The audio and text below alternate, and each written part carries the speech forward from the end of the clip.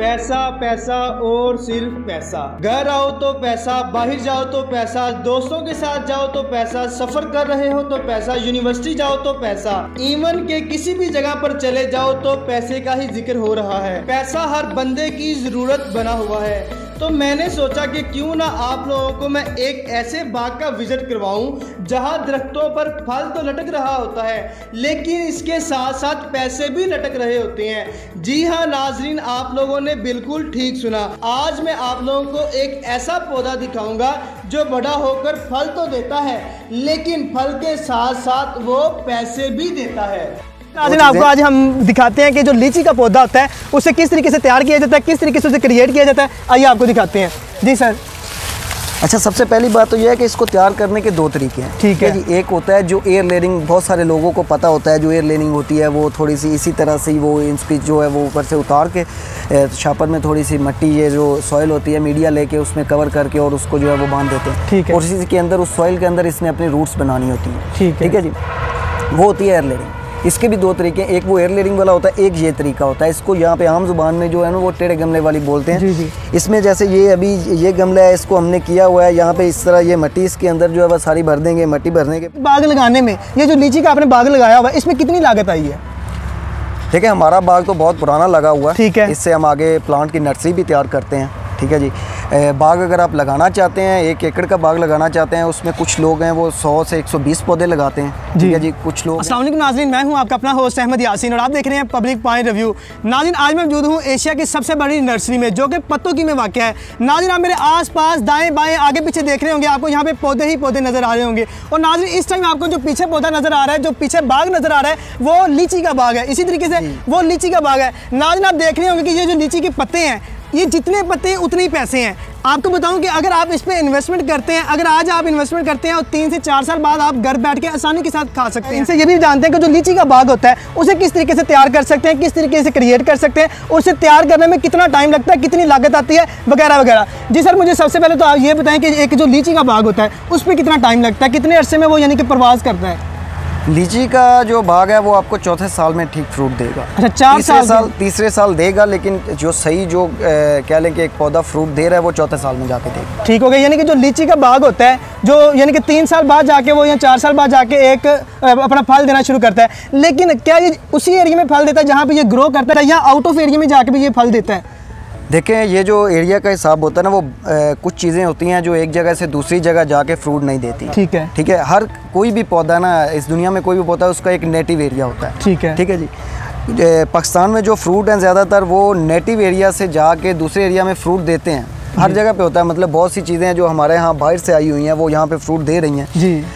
लेकिन थोड़ा सा ये होता है कि नेटिव एरिया में फ्रूट का साइज़ और क्वालिटी वो थोड़ी सी बेहतर होगी, मतलब वो बहुत अच्छी पीक पे होगी। मैं आपको एक एग्जांपल देता हूँ मैंगो की। ठीक है। मुल्तान रहीमयार खान जो है ये नेटिव एरिया मैंगो के लिए। जी। ठीक है। वहाँ पे बहुत अच्छी किस्म के जो है वो मैंगो हमारे एक्सपोर्ट भी होते हैं, सब कुछ होता है, फ्रूट जाता है।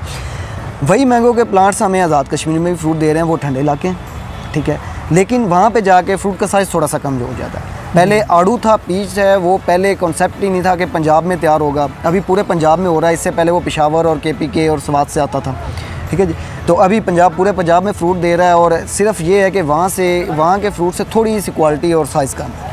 जी। तो नाज़रीन, आप सुन रहे हैं कि अगर आप यहाँ पे लीची के पौधे को क्रिएट करते हैं, लीची का पौधा तैयार करते हैं, अगर उसे आप आउट ऑफ एरिया में जाके लगाएंगे, फॉर एग्जांपल KPK या आज़ाद कश्मीर में जाके लगाते हैं, वो फल तो देगा लेकिन उसका साइज़ छोटा होगा। यही बात है कि उसका साइज़ थोड़ा सा छोटा होगा। इतना ज़्यादा फर्क नहीं पड़ेगा लेकिन साइज़ में ज़रूर फर्क पड़ता है, थोड़ा सा। नेटिव एरिया कोई भी है, नेटिव एरिया से हट के कहीं पे भी लगाएंगे ना वो थोड़ा सा फ़र्क आता है। जी। ऐसा नहीं होता कि नेटिव जो चीज़ जिस नेटिव एरिया में वो अपने अरूज पे होती है बाकी में जाके करती ज़रूर है, लेकिन थोड़ा सा फ़र्क। इसके अलावा मुझे ये बताएं कि एक बाग लगाने में, ये जो लीची का आपने बाग लगाया हुआ है, इसमें कितनी लागत आई है? देखिए, हमारा बाग तो बहुत पुराना लगा हुआ है। ठीक है। इससे हम आगे प्लांट की नर्सरी भी तैयार करते हैं। ठीक है जी।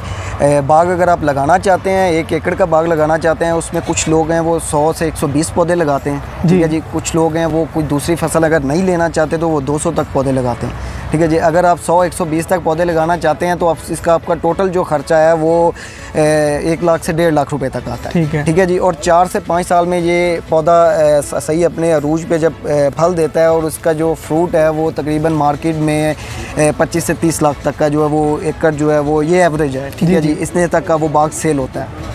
उसके बाद इसकी फ्रूट देने की जो लाइफ है वो बहुत ज़्यादा है। ठीक है जी। ऑलमोस्ट 30 ईयर प्लस होती है। बहुत सारे फ्रूट्स हैं, मतलब जैसे सिट्रस की कोई भी वैरायटी है, किन्नू है, माल्टा है, कोई भी चीज़ है वो 10 से 12 साल तक फ्रूट देती है। उसके बाद उसके पौधे जो हैं वो फ्रूट कम कर देते हैं, नहीं लेते, या कुछ भी हो सकता है, कोई मतलब वो ख़त्म होना शुरू हो जाते हैं। लेकिन इसकी जो है वो 30 ईयर्स प्लस होती है, इससे भी ज़्यादा, क्योंकि 30 ईयर्स तो हमारे अपने 30 प्लस कह लें कि शायद 40 प्लस हो, ये तो हमारे अपने बाग को लगे हुए हो गए हैं। ये मेरे जो है वो ग्रैंडफादर हैं, मेरे दादा, वो उन्होंने लगाया था बाग, उस टाइम से ये हमारा चल रहा है। और अभी तक जो हमने पौधे फ्रूट के लिए छोड़े हैं वो फ्रूटिंग देते हैं, हमें बहुत ज़बरदस्त फ्रूटिंग देते हैं। ठीक है। बाकी ज़्यादातर पौधे हमारे होते हैं क्योंकि हम नर्सरी ओनर हैं, तो हम नर्सरी पौधे जो है वो नर्सरी आगे तैयार करने के लिए कैसे तैयार करते हैं, कोई यानी कि एक फॉर एग्जांपल मेरी ऑडियंस को दिखाएंगे आप?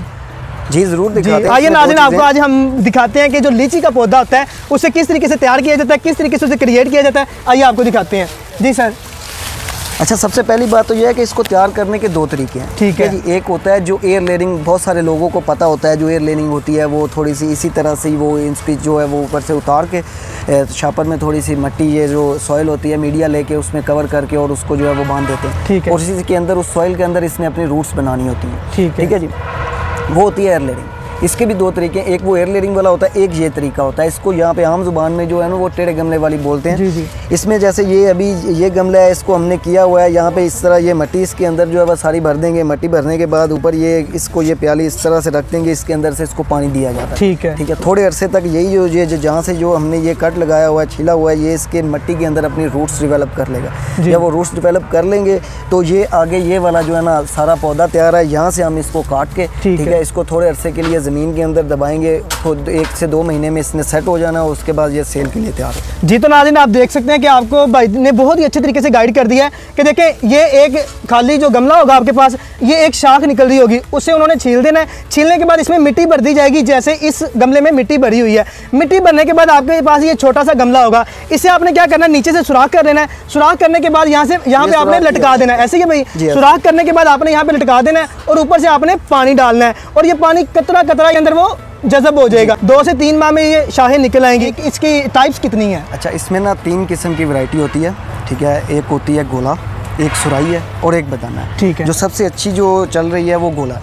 ठीक है। वो टेस्ट में भी अच्छी है, साइज़ में भी अच्छी है। सुराई भी ठीक है, लेकिन गोला ज़्यादा बेहतर होती है, ज़्यादातर लोग उसे प्रेफर करते हैं। और बदाना जो होती है वो बहुत छोटे साइज़ की होती है और उसका जो टेस्ट थोड़ा सा खटास रखता है। और ये इस तरह से सबसे जो बेहतरीन वैरायटी जो गोला की होती है। ठीक है। तो हमारे पास भी ज़्यादा जो है वो सारी गोला के पौधे हैं। सुराई के भी चंद है, कुछ लोग होते हैं वो लेने के लिए, तो उसके लिए वो भी हैं। वैरायटी अगर गलत निकलेगी उसके हम रिस्पॉन्सिबल हैं। ठीक है। और किसी चीज़ का जो को हम फ्रॉड नहीं मानते, मतलब एक बंदा है वो ले जाके लगा के केयर ही ना करे, या वहाँ पे किसी और वजह से कोई भी नेचुरल इशू हो सकता है, कोई पानी की कमी ज़्यादा कम हो सकता है, ज़्यादा हो सकता है, उस वजह से ख़राब होते थे, लोग समझते हैं कि इन्होंने ख़राब दिए। अच्छा, ये भी चीज़ होती है कि अगर आप पानी ज़्यादा लगा दें फिर भी पौधा ख़राब हो जाता है, और अगर पानी कम लगा दें फिर भी पौधा ख़राब हो जाता है। जी ऐसे ही है। एक्सेस भी किसी चीज़ की वो है, इनके लिए ये पानी खुराक ही है ना, तो खुराक की आप ज़्यादती कर देंगे तो वो भी ख़राब होगा, और कम करेंगे तो फिर भी ख़राब होगा। जी नाज़रीन, मैं उम्मीद करता हूँ कि आपको इस वीडियो से काफ़ी इन्फॉर्मेशन हासिल हुई होगी, और मैं आप लोगों को क्लियर करता चला जाऊँ कि इस भाई ने जो आप लोगों का मेरा कॉन्सेप्ट था वो क्लियर कर दिया। वो जो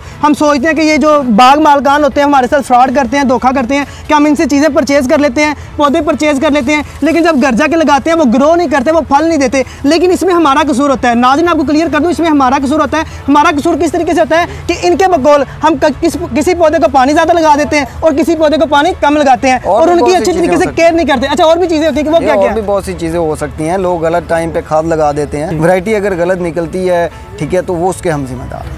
ठीक है। मतलब वो उनके पास जाके वो फ्रूटिंग ना करे, साथ फ्रूटिंग कर रही हो या 1-2 पौधे ना कर रहे हो, तो वो और भी बहुत से इश्यूज हो सकते हैं। बहुत शुक्रिया आपका कि आपने मुझे और मेरी ऑडियंस को टाइम दिया, और जो पौधा यानी कि जो बाग तैयार किए जाते हैं किस तरीके से क्रिएट किए जाते हैं इसके बारे में हमें गाइड किया आपने। अच्छा, आपसे मैं एक छोटी सी रिक्वेस्ट करूँगा कि मेरे चैनल के रेफरेंस से कोई भी आपके पास आता है तो उससे आपने कंप्रोमाइज़ ज़रूर करना है। जिस तरीके से मैं आया हूँ आपके पास, आपने मुझे डील किया है बहुत ही प्यार मोहब्बत के साथ, उन्हें भी आपने डील करना है। जी तो नाज़रीन, आपको क्लियर करता चला जाऊँ कि अगर आप मेरे चैनल के रेफरेंस रेफरेंस यहाँ पे आएंगे तो आपको बहुत प्रोटोकॉल मिलेगा। आपको बताऊं कि इतना प्रोटोकॉल तो आपको घर में भी नहीं मिलेगा जितना यहाँ पे आपको प्रोटोकॉल मिलेगा। और जो भी पौधा परचेज करेंगे उसमें आपके साथ कंप्रोमाइज़ किया जाएगा। आप इनसे किसी भी किस्म को रब्ता करना चाह रहे हैं तो वीडियो की स्क्रीन पर आप इनका नंबर देख सकते हैं। इसी के साथ अपने मेज़बान अहमद यासीन को इजाज़त दें। इंशाल्लाह मिलते हैं नेक्स्ट वीडियो में, तब तक के लिए अल्लाह हाफिज़।